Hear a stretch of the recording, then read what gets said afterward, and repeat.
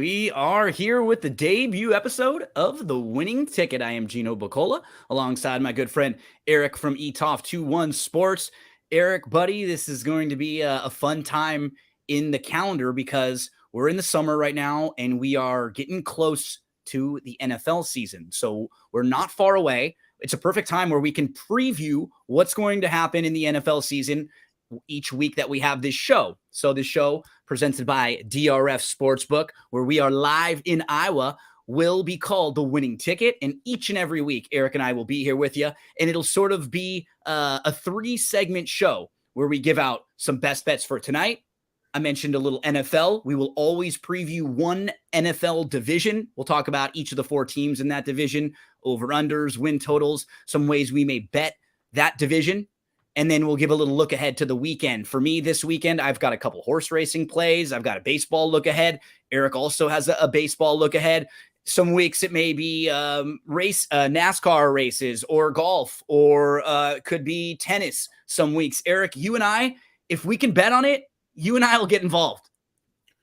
Yeah, if you can bet on it, I'm going to be looking in a way to make some money. And, hopefully, we have some winning bets for you today and we can win you guys some tickets. So if you are in the state of Iowa, DRF Sportsbook is live. Across the bottom of the screen, you can see our promo code FAST150. Use that promo code, sign up, tell your friends, tell your family, anyone that's in the state of Iowa, hey, look, they're live over there at DRF Sportsbook.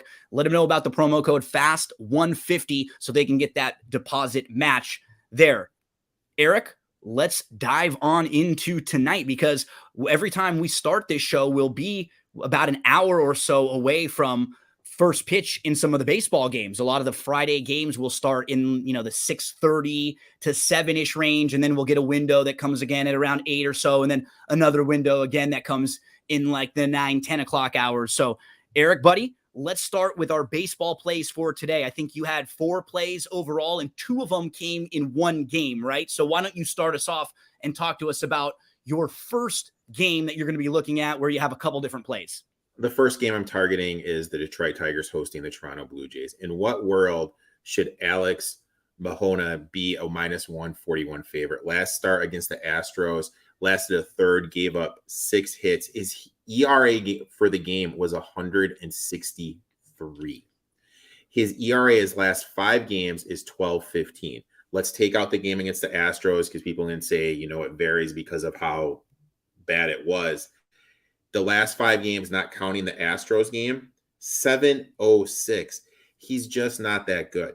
Tigers at home are up better and down, right? Yeah. They sent him down. He's not had consistency. This guy was supposed to be like a lead arm for them coming into this year. Just talk about a disappointing season. And one thing I will let everybody know as you watch us in the coming weeks, Eric will give you some of the best information, one of the sharpest guys I know when it comes to any sport, handicapping, gambling. But when it comes to the names of people, he will butcher them constantly, repeatedly. So just get ready and strap on to laugh sometimes when there are names that are tough to pronounce, because I get a kick out of it with Eric sometimes as he's talking about tonight's game. But keep rolling, Eric, and you're on the Tigers side. Tigers are at home. They're better offensively. They score more runs per game, striking out less, more walks, and have a higher batting average, higher on base percentage, higher slugging percentage. They just hit the ball better at Comerica. Plus, they're getting a big step because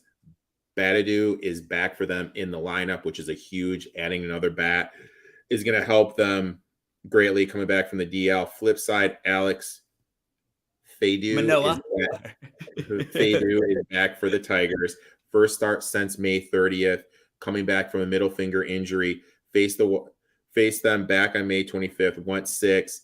Allowed to look good. Blue Jays bats are struggling. 5th lowest batting average for the month of July. 4th lowest on base percentage. Tigers getting healthy, facing one of the worst pitchers in the MLB. Plus, Jays bats have struggled this month. And also, the Jays just played a doubleheader with the first game going to extra innings yesterday in the White Sox. So that's a tough travel. I played the Tigers plus 110 for the first 5 and plus 120 for the game.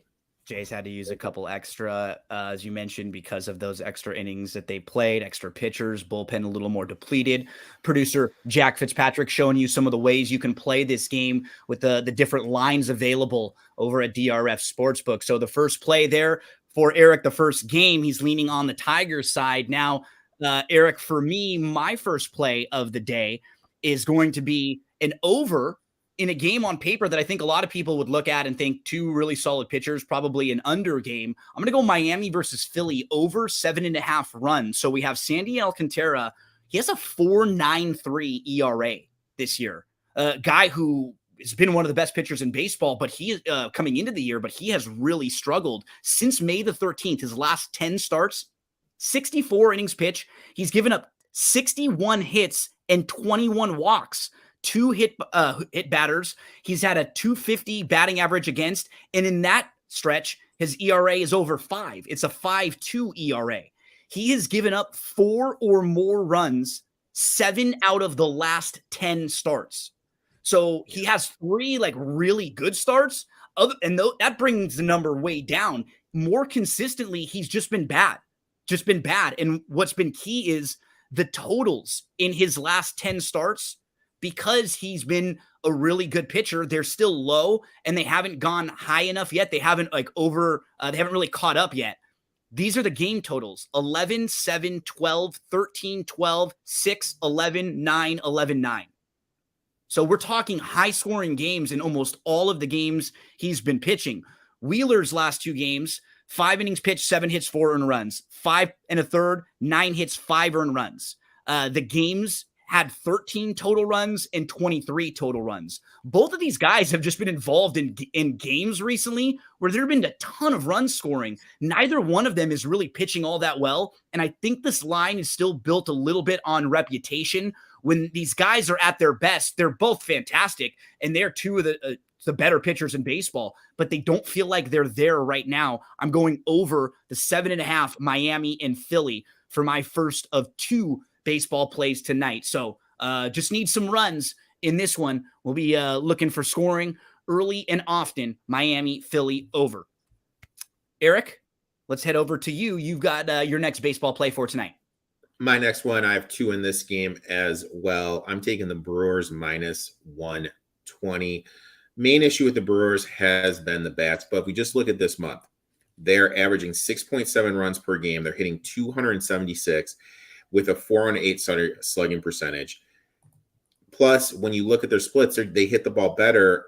I'm always going to call it Miller Park. It's not Miller Park anymore, but they hit better at home. Then when you look at Corbin Burns, who's going on the mound, faced the Reds earlier, looked good, went 6, allowed 3 runs in a 5-4 win. Abbott faced the Brewers in his debut start back on June 5th. When you just look at the history of the Brewers, they've fared a lot better this year when they're facing the guy for the second time around. I think they're going to be able to get to this young guy. I'm going to fade the Reds in a spot that they haven't been in for a while. They're battling before the All-Star break for that lead in the NL Central. This is a young team that hasn't been there. This is a Brewers team that has a history of making playoff runs, history of making it to the playoffs. I'll take the experience with the Brewers. And this is a big weekend for them overall, right? Like you said, you want to get some momentum and you want to have a really nice taste in your mouth going into the All-Star break. And it's been a great first half so far for the Reds. You got one more play in the game. Yeah. And then I took Yelich over 1.5 bases. I got this at plus 140. Look, for the month, he has the 6th best batting average this month. Again, second time seeing Abbott. When you look at his splits for a second time facing a pitcher this season, they're much better. Batting 253 this year against lefties. And then when you look at his batting average at home, he's up close to, he's percentage points under 300. So I like Yelich here to be able to get on base. He's been hitting the ball well. So I'll take him over 1.5 total bases. For those of you watching, you'll notice there are not going to be many times when Eric and I have games against each other. Maybe there's some weeks where we don't have the same plays, but lots of time we have similar sort of angles in the way we kind of handicap games and look to play. But this is one of the few times where we're going to go against each other. And what I'm going to do is I'm just going to keep riding the kid until he bucks me. I'm going to keep rolling with Abbott, who has a 1.2 ERA, because you can get plus money on him right now at plus 100. And I just hope that the Reds can build off of the momentum that they've had. They're 6-0 when he started. They've won all of his starts. You mentioned his first game against Milwaukee, where he went 6 innings. He did have 4 walks. What I like about him is that sometimes you look at the numbers and they can be a little overinflated. He's actually gone the other way. His last 3 games, he has 30 strikeouts. So he's missing more bats. I think he's coming into this game even better than he might have been to start. Eric, we got to go beer bet on this one, buddy. Heads up. Cheers. So what's your beer of choice? What else? Miller Lite, my man. Miller Lite. Okay. I'm low maintenance. So for me, I want something a little tastier. Give me like a nice hef. I'll take a little Hefeweizen there. That would be the choice for me. If we're chilling in the back, I'll take a Corona with a lime, and I'll be money there, no problem. Beer bet. I've got the Reds. Eric's got the Brewers. We're heads up against each other, and that's it for our baseball plays for tonight. Correct? Correct. So now we can take a little look ahead to the weekend and see some of the games and events that are coming up this weekend. I'm not talking about The Weeknd, who just starred in that really creepy show on Max. If you saw it, The Idol, that was weird. Starring The Weeknd, yeah, very bad reviews. I don't know. It was like a car accident. I couldn't stop watching it. We're not talking about The Weeknd there. The Weekend in sports as we look ahead. What are some things that are on your mind for this weekend? I'm going to stay with MLB for my first one. I'm going to the pitcher that I love the most that's pitching right now. I'm going with Wu Tang. Give me Brian Wu. Nice. I'm going to take his over in strikeout props. This kid, the only time he didn't go over 5 strikeouts was his first game when he pitched 2 innings and had 4 strikeouts. So he got 6 outs. 4 of the 6 outs were strikeouts. He historically has gone over 5. This is probably going to be at 4.5, 5. Even if it's 5.5, I'm still going to like it. Astros strike out at 24% clip versus righties this season. For the month, the Astros have struck out 6.8 times per game. So I think Wu, with his fastball, he gets it up there in the mid-90s. I think he's going to be able to get to the Astros batters. I'll take his over in strikeouts. Is there a number that you think it could be around? It's going to be 5.5. It's going to be 5.5. I'll play the 5.5, and it'll probably be at like minus 110, minus 115. So a prop to look ahead for Eric. For me, I'm going to look to play a sort of against the team that I root for in the Dodgers. Now, I'm not playing against the side, but I am going to play the over in the game on Saturday as well. I'm going to look to the Dodgers Angel game with the line not out yet because it's going to be Saturday night and the Dodgers don't have a listed starter because they don't really have one. It's going to be a bullpen game for the Dodgers. They just had to put Kershaw on the IL. Dustin May's done for the year. Urias just got back. Gonsolin's throwing tonight. So it's none of the starters they have. It's just going to be packaging the bullpen. And unfortunately, the Dodgers bullpen is 23rd in the league in ERA. They have a 4.43 ERA. This is going to be the end of a 12 games in 12-day stretch for the Dodgers where they've played every game leading into Saturday. It's going to be the very end before the All-Star break. They just want to get there. They can get some time to get Kershaw healthy, to try to figure out what they're going to do. They probably need to make a move or so with some of the injuries that they've had. So I'm going to play over in this game because I think whoever the Dodgers throw out there, it's going to be a lot of bullpen arms and they're not going to be rested. They're not going to be in great shape. So I don't like the Dodger side.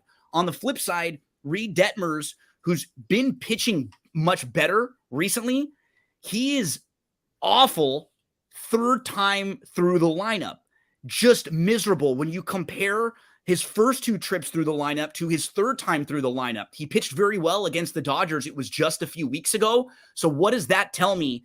If the Dodgers recently faced him, they're probably going to be a little more comfortable when they face him again because they just saw him not long ago. That's almost like having faced a guy recently, right? Like that's the problem that Detmers has, is that third time. Once you get a little comfortable with him, I think the Dodgers will be comfortable with him. I think there will be runs scored on both sides. So I'm going to play the over on Saturday. Dodgers, Angels. Hope there's a ton of runs in that one. I've got a couple horse racing look ahead plays for the weekend, but Eric, what else are you looking at? I got one more. I'm going to Sunday night. I'm going to NASCAR in Atlanta. This is a really nice track. to get some value on, just because it plays like a super speedway, plays like a Talladega, plays like a Daytona 500.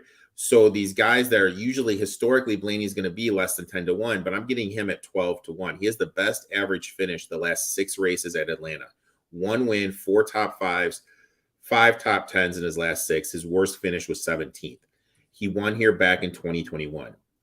Then you look at the super speedway. For the super speedway, he has the best average finish of active drivers this year at the super speedway. Finished second at Daytona, finished eighth at Daytona, second at Talladega. I just feel that Blaney is the best super speedway driver. I'm getting him at 12-1. These odds are just too good to pass up. So I'm taking Ryan Blaney 12-1.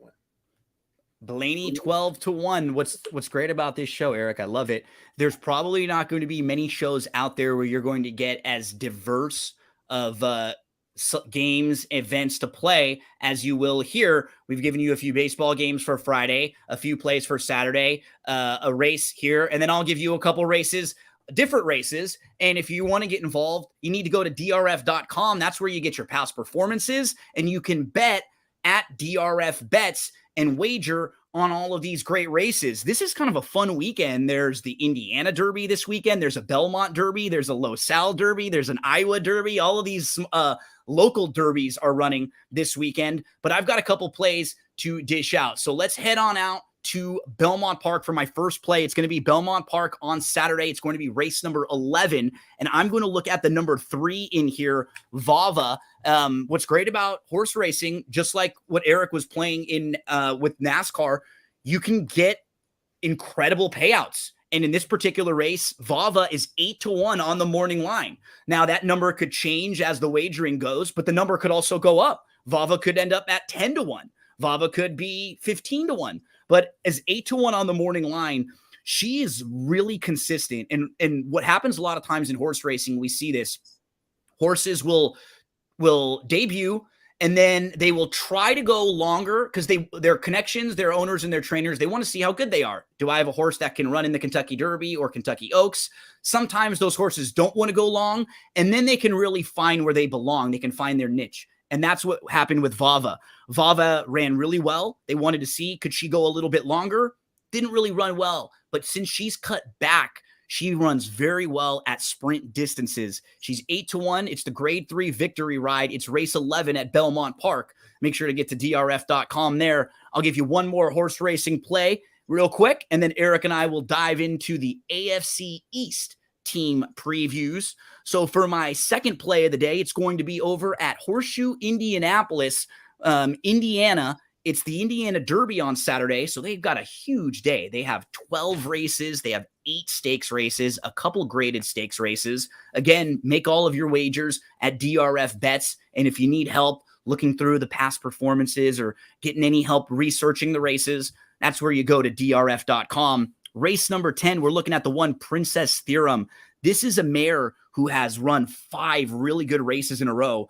And when you compare the horses that she's faced to the horses she's facing in this race on Saturday, no comparison. She's been facing much tougher horses, horses that have won 3 in a row, grade 1 winners, and she's in a lot softer spot. She gets the rail draw. She should sit a nice trip. And this is another horse that's 8-1 on the morning line. So what's great is, you only need one of these horses per weekend sometimes to really make your weekend. It's not necessarily like when we're playing -110s all the way through and you got to hit what are we, 57% or so to break, 55-ish to break even, right? And we want to be right in that range.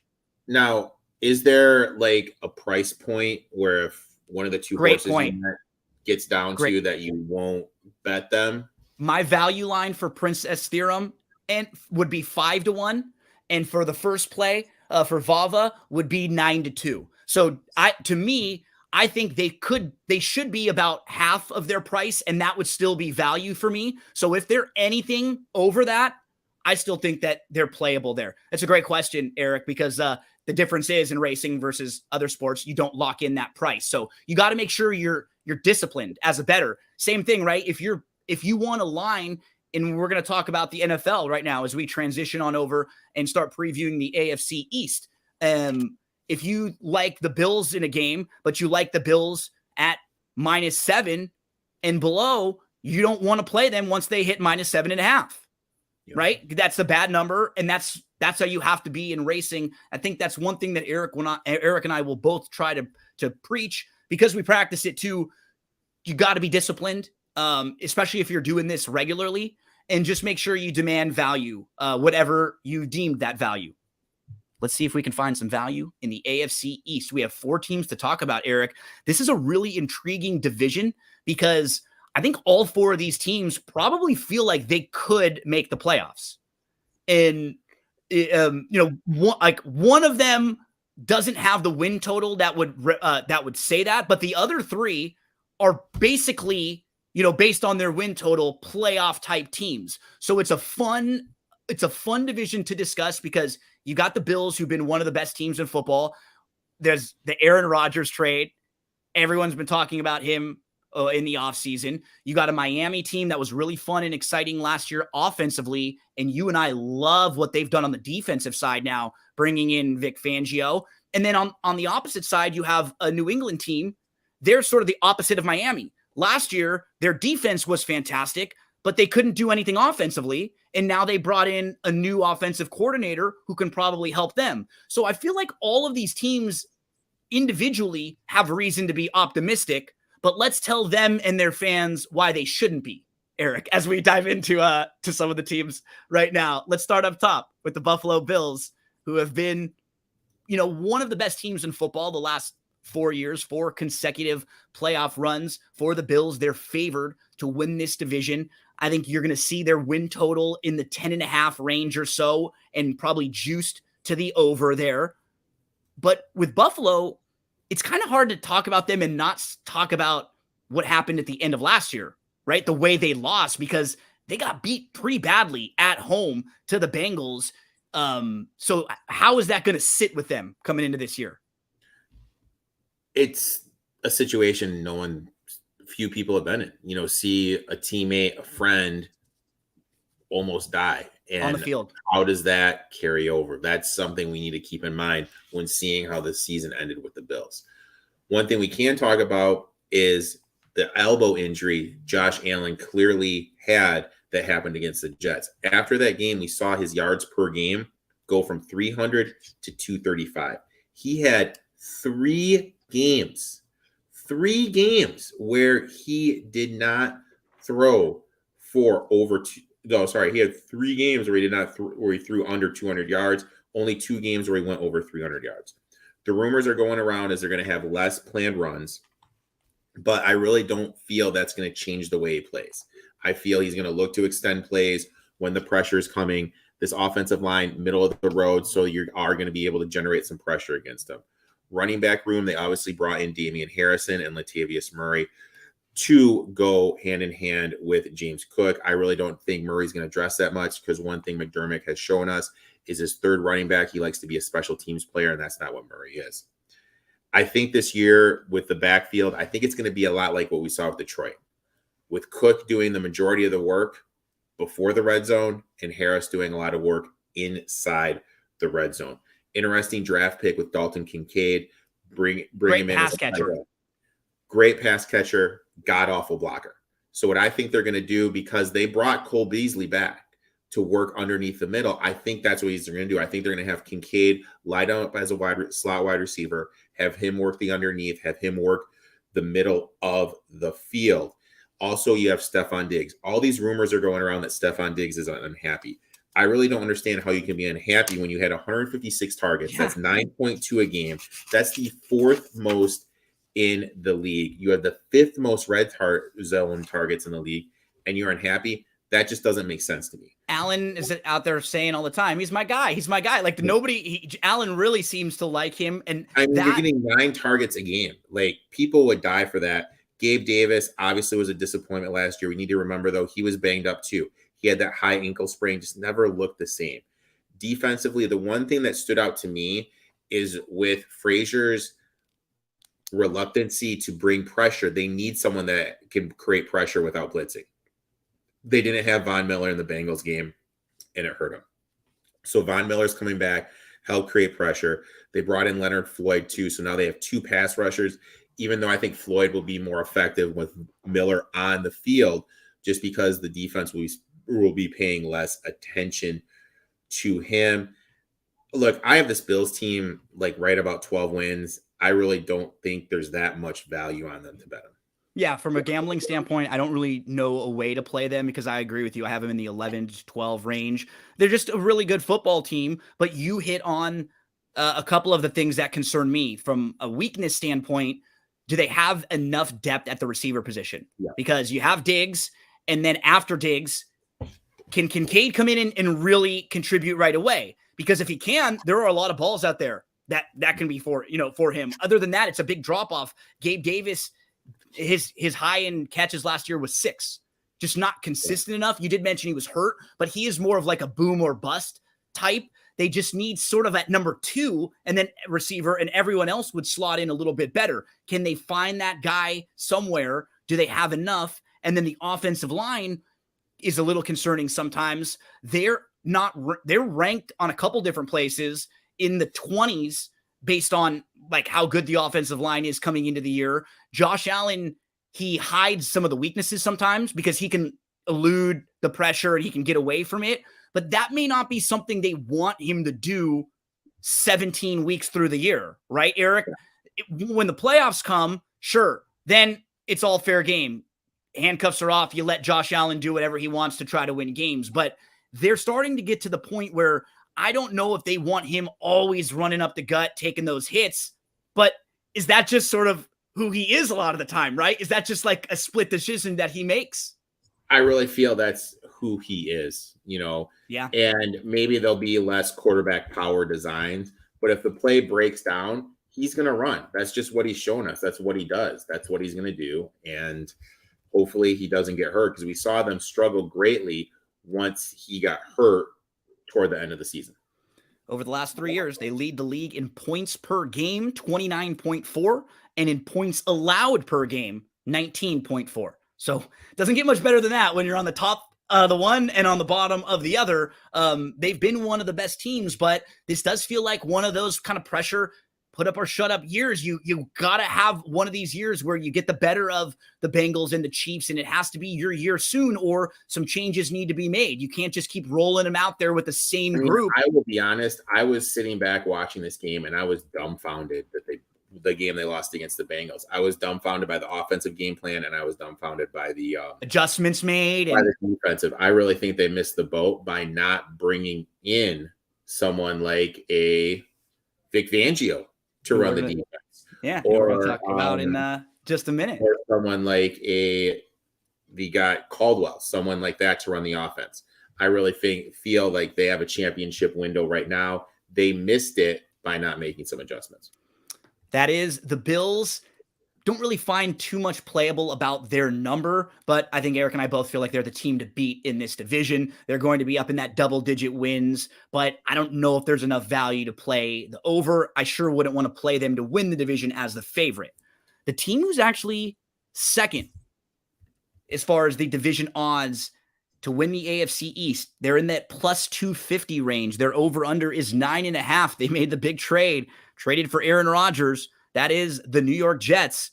They also brought in Mecole Hardman, Allen Lazard, and this Jets team improved last year, but they had a lot of winnable games that they lost because they did not have good quarterback play. Last year, Zach Wilson became the first quarterback since 1957-58 to have the worst passer rating in back-to-back years.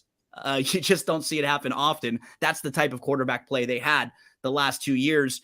And so, Eric, even if Rodgers doesn't have a whole lot left, because he's coming off of his lowest passer rating as a starter last season, he's going to be better than what they were getting from Wilson. The defense will be solid. There are some positives. I just think that it's a little too much buzz for this team. You're a little high. You and I are both kind of a little higher on the offensive line than maybe the overall feeling on their offensive line could be. They have a couple young guys that could really help, but I just have some concerns overall with their schedule. I think the schedule is a little bit difficult for them. The way they start, they have, 6 games versus to start. Buffalo at Dallas versus the Patriots versus Kansas City at Denver versus Philly, and then a bye. They could be 1-5 or 2-4 to start. And the thing you got to remember when you go through that is, let's just kind of look at the teams that are going to be vying for that wild card position. Okay, just kind of look. So out west, how many teams you got? You got KC, the Chargers, Chiefs, and the Broncos. So there's 3 teams. Yeah. Okay. You got the Broncos, you got the Browns, the Ravens, the Bengals, the Steelers. Then you have the Bills, the Dolphins, the Patriots. I just kind of feel with how their schedule lines up that they're going to really struggle a little bit. Plus, they're going to be behind the 8 ball. Yeah. Plus, if you look at Rodgers historically, he struggled to start the year. Now, we need to remember when talking about Rodgers, this isn't the 2018 through 2021 Rodgers. Last season, we saw his drop of 500 yards in passing. We saw his TD drops, 37 to 26. He had 8 more TDs than he did in 2021. That is the most since 2008 when he was a rookie. Plus, when just watching the games, Rodgers, he's dinking and dunking more. He's not taking those shots downfield. And when he does take a shot downfield, it is with a free play because someone's been drawn off sides. This team, to me, with how their offensive line is built and their coach saying that this is going to be a run-first team, I don't think he's going to be throwing the ball that much. I think they're going to lean on Bryce Hall. I think they're going to run the ball a lot. Because of that, one of the futures I like is Aaron Rodgers under 3,550.5 yards passing. I don't think they're going to throw the ball that much. Another one I locked in was, I just think this hype on Garrett Wilson is just a little bit just missing skewed. He is. But already smaller. You don't think they're going to throw the ball as much as people might think with Rodgers first off the bat. Already, I don't think they're going to throw the ball that much. Davante Adams is 215, 6'1", almost 6'2". Garrett Wilson is 5'10", $190. He is built not as big, not as physical. Yeah, insanely smaller. And everyone's like, well, he reminds me of Davante Adams. Let's just kind of look at what Davante Adams did his first years with Aaron Rodgers. 2014, 38 for 446, 3 TDs. 2015, 50 receptions, 483 yards, 1 TD. 2016, 75 receptions, 997 yards, and 12 TDs. 2017, 74 yards, 74 receptions, 885 yards, and 10 TDs. He didn't see 1,000 yards receiving until his 5th year with Aaron Rodgers. Adams also didn't see triple-digit targets until his 3rd year with Rodgers. One thing Rodgers has shown us is he doesn't target people that he doesn't trust. I know he's got to be familiar with him. I just think it's a little too high. Plus, we need to remember who's the OC. Nate Hackett. First time calling plays, first time designing plays, absolute disaster.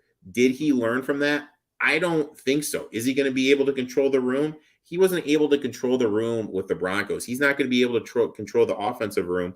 And it's not that comfortable situation that he was in before, right? Like we said, when he was in Green Bay, he had help there. Rodgers was there. He knew everything. He'd sort of grown up there. This is now going into a different, it's not like he's going back to Green Bay to that comfortable situation. Now he's going to a new place in New York with all sorts of different personnel that he doesn't even know how Rodgers is comfortable with them yet.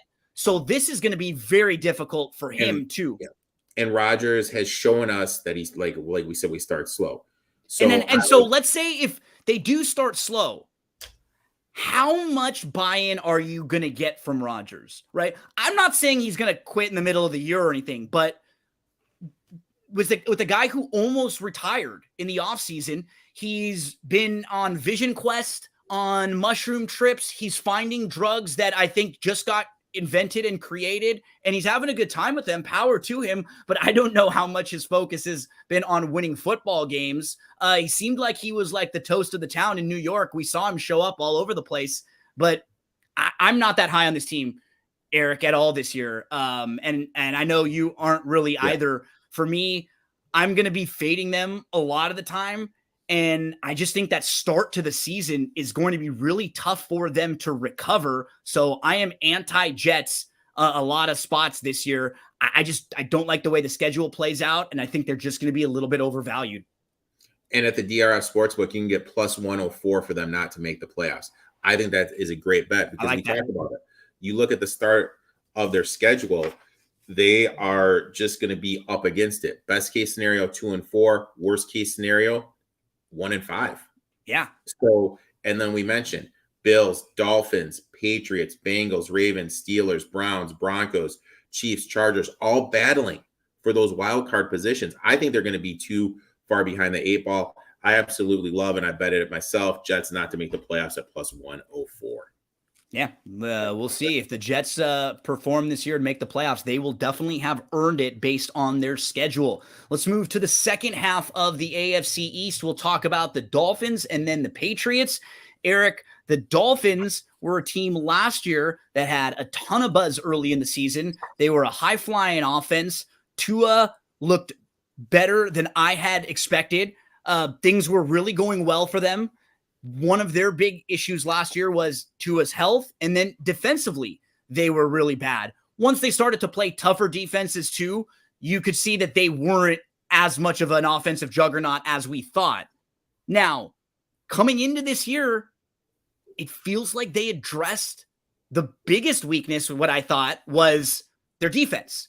And overall, they bring in a defensive coordinator that I am just really impressed with year in, year out. And that's Vic Fangio, who is consistently able to get defenses up. He's great scheming, and he just wasn't a head coach, Eric. There are lots of guys out there that we see in the NFL that are great coordinators, great position coaches, but when they try to step up and be a head coach, it's a little bit too much when it comes to sometimes the play calling, the decision-making, when to kick a field goal, when to punt, when to go for it. Those are some of the things that Fangio struggled with. But when it comes to running a defense, Eric, I think he's going to be really, really good. And I think this Miami team is going to be very solid. The question that I have, and I know you have, how far can Tua take them? Yeah, what can old Tua do? We saw it was a game against the Chargers. Chargers were really banged up. Chargers started to be a little more physical with them, started to take away the middle of the field. What's going to be the next evolution of this offense? Honestly, and then when a template is out, people see that film and they do the same thing, right? Yeah, they start copycatting. It's a copycat league. The Dalvin Cook stuff here, it just doesn't make sense to me. You have Raheem Mostert. You have the kid from A&M they drafted. That was the coach's draft pick. They've got Gaskin too. Yeah. I just don't understand, to me, this whole Dalvin Cook thing. Also, though, we need to remember the anchor of the offensive line is Armstead. If Armstead goes down, I really feel that's going to affect everything. The run game, the pass game, absolutely everything. I think the key thing to monitor with him is Armstead, can he stay healthy? I did find one bet that I like here. I am going to bet the under in receiving yards with Jalen Waddle. He was 26th in targets, 27th in receptions, 7th in receiving yards. I think we're going to see a drop there just because he's not, all his stuff was big plays. It was yards after the catch. Yeah. I think it's we're going to so hard to sustain. And I think they're going to be looking to run the ball more. You mentioned Fangio. Absolutely love him. He's coming in right now. He is the best defensive coordinator in the league. You have Bradley Chubb that can get to the quarterback. Secondary, you had Howard, Ramsey, Jones, Holland. You have guys that can lock people down. I think this is going to be a fantasy football sleeper team for defense. This team, to me, when you just kind of sit back and you look what they have defensively, you look at the offensive weapons, you know who this team reminds me of? My Eagles, which broke my heart last year. Yeah. And I'll be honest, if this team had a better quarterback, I would be all in on this team with futures. It's just I don't think Tua can get them to past a that certain point. championship level. Maybe Yeah, he I can agree. take that step that we saw Jalen Hurts did. Jalen Hurts Win a playoff game, was absolutely insane with what he's able to do. But with Tua, I just don't Does he see it. have the arm strength? Yeah. Does he have the arm strength? And then physically, with the concussions last year, which was really scary, he missed the all pro activities because of the concussions. I hate to say it. We need to remember that too. Yeah. And if he goes out, you got Mike White, who's fun and everything, but he's fine. Is that a guy that can lead you to the promised land? And also the other rumor going around is there's a certain quarterback who's over 40 who just retired, who happens to reside in Miami. Like if this hypothetically, let's say they struggle a little bit out of the gate, Tua gets concussed. Do you think they give Tom a call and like, hey, absolutely, Tom, of course, of course they do. Just an idea. Of course they do. I think if you're looking at this division and you want to bet the division, I think this is the team you bet. And why I like betting them to win the division more than like we're talking about, more than maybe like a Super Bowl flyer, is because I still would worry about them come playoff time, Tua having to make the big throws until I see it. Can they do it during the regular season? I think they might be able to. What scares me a little bit, though, is their schedule's tough. It's not easy. They've got 3 of the first 4 on the road to start, and then their last 4 games are not easy. But in the middle, I think a lot of really winnable games, and I just think this is a very well-balanced team now. The offensive line is going to be a little bit better. As you pointed out, the defense those were their 2 weak spots, and those spots should be better. And then you think the second-year head coach, if Tua is able to improve at all, and they're just able to have some more comfortability here, this is the team I like the most in this division. This is the team I'll be playing probably the most week to week. Like you, I'm worried about, can they beat the top 3 or 4 teams in the league in a one-game situation if you have to? And also the big thing you mentioned, the offensive line. We need to remember Tua's left-handed. Austin Jackson is starting on the right side. He only played 84 snaps last season. If he can stay healthy, that's going to be protecting Tua's blind side. If he can't, I mean, you're going with Isaiah Wynn, that what used to be with the Patriots got released. That's his backup. Is he going to be able to protect Tua's blind side? I don't know. A lot of questions of the offensive line can stay healthy. That's another worry point for me.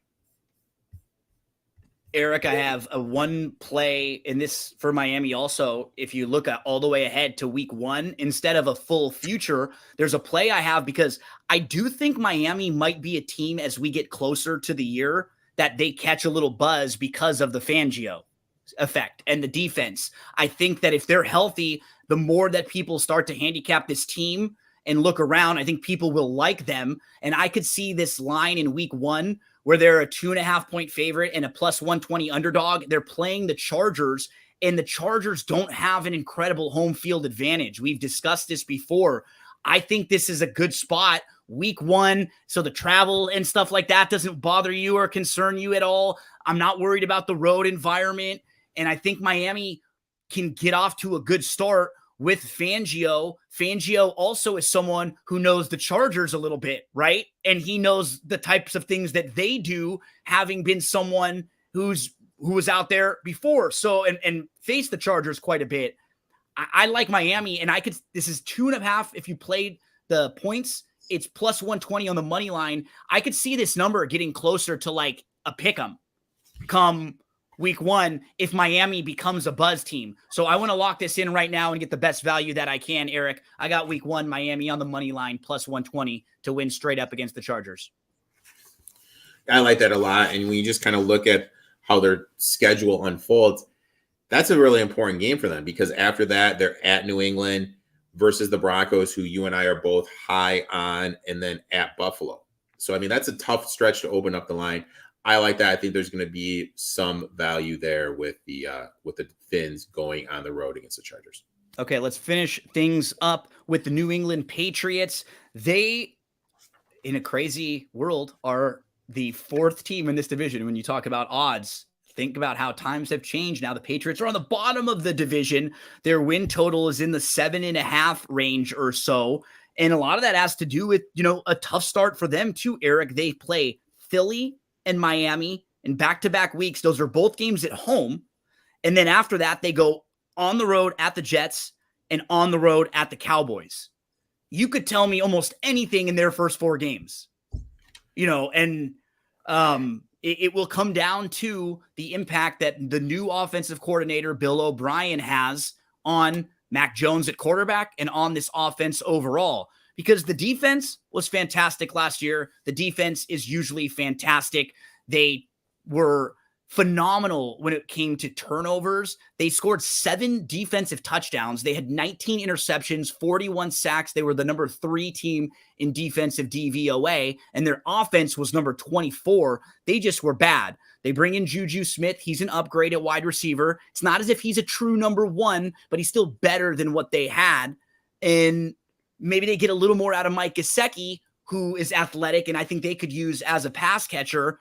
I don't like this team in a bet their win total, maybe even bet them to win make the playoffs or make it far. But I feel like the makeup of this team, I'm going to be playing a lot week to week this year, Eric, just in games where they're maybe a little undervalued. The one thing that sticks out to me when I look at this roster, when you look at historically the New England Patriots, is their third down back. Who's their third down back? To me, this is the Stevenson show. I'm a little worried that he had 279 touches last season, under the 300 mark. But if he gets more than that, how is his body going to break down? Because no Harris anymore. No Harris. Harris is gone. In terms of Mac Jones, he took a absolute huge step backwards. They did him no favors by not having a quarterback coach and having Matt Patricia as the OC. He now has O'Brien. They're yelling at each other on the sidelines. who is a good coach. But the thing that I always believe is if the quarterback doesn't take that big step from year 1 to year 2, they're just a lost cause. They're not going to learn anything. They're still going to be making the same mistakes. So I'm worried about that. You mentioned Juju Smith. And he's a little older too, Matt, older, right? Yeah. He played his whole time in college. And they have one of your guys, one of your favorite backups, Zappy, sitting right back there. Bailey Zappe, right? I love me some Zappe. You mentioned Juju Smith-Schuster, who is a slot wide receiver, but the last couple of years we've seen him line up more to the outside. They put Juju on the inside and then let Thornton and Parker on the outside. I don't know. You mentioned Gesicki. What are they going to do? Are they going to run 2 tight end sets with Hunter Henry and Gesicki? Because one thing O'Brien has done is he does run a lot of 2 tight end sets. That means Juju is going to have to play on the outside. Or do they realize Gesicki can't block and they put Gesicki in the slot? I really have no idea what this offense is going to do. But one thing that O'Brien has shown us is he really is a good offensive coach. He knows what to do. He's getting a lot out of people that haven't been quote-unquote top-tier talent. So with all that being said, I think this team is interesting. I think the play to do, though, is after week 2. We see them play Philly. We see them play Miami.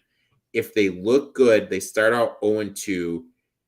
I think that's the time we have to look at them to get an inflated number to maybe make the playoffs, maybe play their adjusted. Because then after they've lost 2 games, that number is going to bump up even more. It's going to sky up a little bit more. Their defense is going to be lights out. They brought in Peppers, which is going to help the DBs insanely. Their defense is always going to be good.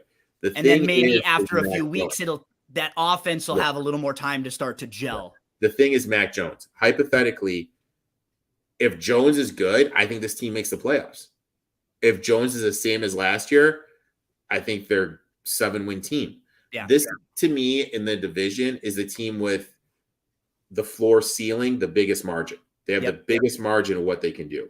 So I really don't know what to do with this team, but I think this team is going to be a team I bet a lot week to week if I see some good things from Jones to start the season. I'm going to do it week 1, Eric, right off the bat. I'm going to do the same thing in week 1 because I feel like this is a line that may come down a little bit. Week 1, the Patriots are a home dog at +4.5. They're playing the Eagles. I would like this number at anything over the 3. So 3.5 or above. And I could actually see this number coming down closer to 3. As you know, this could be like one of those sharp week 1 plays where a lot of people are playing the home dog Patriots against a Philly team coming off the Super Bowl last year, who's probably a hyped up team. So week 1, you can play at DRF Sportsbook, and you can play the Patriots plus the 4.5. Maybe you want to sprinkle a little bit on the money line there. I like the Patriots in week 1, and actually now it's even moved up to 5. You can see in some spots, and maybe the number will get you an adjusted. You can even go adjusted if you like the Pats, but I think as we get closer, it will settle around 3.5. So I like the fact that it's in that 4.5 range right now. It'll give us a little extra value. I tried to lock in 2 week 1 lines because I want to try to get ahead of the movement. I hope I can predict that the numbers move the right way as we finish up here with our first episode of The Winning Ticket. And the way that we had this episode will probably be the format now moving forward. We'll start segment 1. We'll give out a couple of MLB plays for Friday night. Segment 2, we'll do the weekend look ahead where we give out some stuff for Saturday and for Sunday. And then in segment 3, we'll do another NFL division preview where we go through each of the teams, tell you how we are going to bet them, bets that we've locked in, and maybe how you could find ways to make some money out there. A big thank you to our producer, Jack Fitzpatrick, who helped us out, set this whole show up, put together all the graphics and everything for today, running the ship over there at DRF Sportsbook. Remember the website for anything you need. Just go to drf.com/sports, and there are links right there for the sportsbook, for horse racing, and for any other information that you might need. Also, that promo code, as it's flying across the bottom of your screen, FAST150 for a $150 deposit match. Anywhere in the state of Iowa, let your friends know to sign up for a DRF Sportsbook account. We'll be back with you folks next week on Friday, 6 o'clock p.m. Eastern time. Hey, thanks for hanging out on The Winning Ticket.